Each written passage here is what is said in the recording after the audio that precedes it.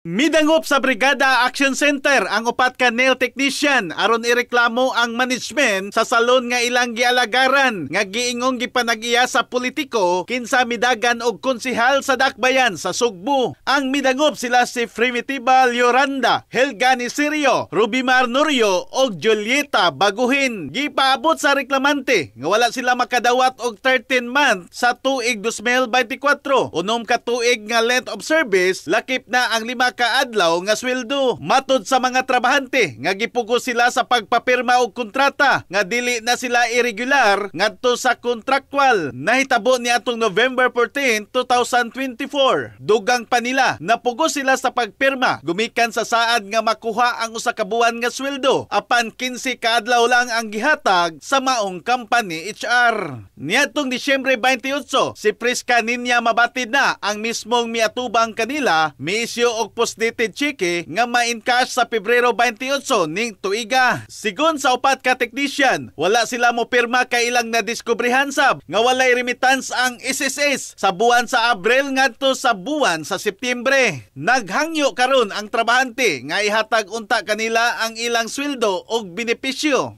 Sa inisyal nga pamahayag sa management, miingon nga wala mo dawat ang trabahante bisan kung giisyuhan na kini og cheque. In the heart of changing lives, ako si Brigada Alan Tangkawan sa 90.7 Brigada News FM Cebu, the Music and News Authority.